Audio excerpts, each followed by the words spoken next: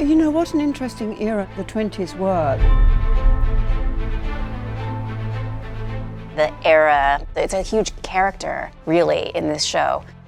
1923 takes place in post-World War I and in Prohibition. We're dealing with the modernization of appliances, cars. Things are rapidly changing. Even electricity was a new thing, and there's just so much swirling around. It's really easy to believe you're in 1923 when you're out in the middle of nowhere. When you come to town, that's a little bit more difficult. The cool thing about a period piece is you're able to completely disconnect from yourself because you're surrounded by such an amazing set. Every little piece of something adds to the atmosphere. Sets and our production design were really stunningly beautiful and detailed. Having created, bags and rifle scabbards and, gun belts. The period ropes, the period saddles, the period bridles. All those little elements to make sure that it's right. They completely made an entire block look like you were in the 1920s. From the buildings to all the stores there. The way they created these beautiful facades and storefronts and kiosks. It's surreal to see all these, not only all these horses and these cowboys, but the introduction of motor vehicles. So we have all these classic cars that we're working with. They've created a world that works in 360 degrees. We have, to the inch, the recreation of the Dutton Lodge. There's a big set that has been constructed. There's no painting or stuff.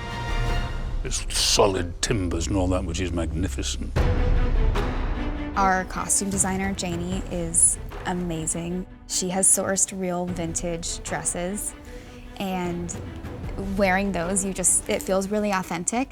And I couldn't believe how beautifully all the atmosphere players were dressed. I mean, they were head to toe, decked out in 1920s period costumes, all real vintage costumes. So you had a mix of your farmers and all of that, but you also had big city people that were coming in from the East Coast and all of that, which are definitely more stylized. The background actors really do kind of set the scene and really to, recreate the time period so that the audience and the actors really feel like they're set, 100 years ago. Ben is such an artist. He is a fantastic director in so many ways. He's so tender about everything he does. He shows up to work really wanting to create art. He will take you and gently maneuver you where you need to go, but allowing all the actors to really expand and to really play. He makes you feel free to make bold decisions, and he doesn't judge you for them. But he's also a perfectionist, so he's always honest about what he thinks about your choices. What's interesting in this show, we usually have 5, maybe 6 cameras, and I kind of never know where they are or what's being seen, and I like that. And it's not only action sequences where we're running 5 cameras. We'll be doing scenes where we're talking to each other. You just kind of turn around, there's a wall of cameras right behind you, and it allows us to work really quickly.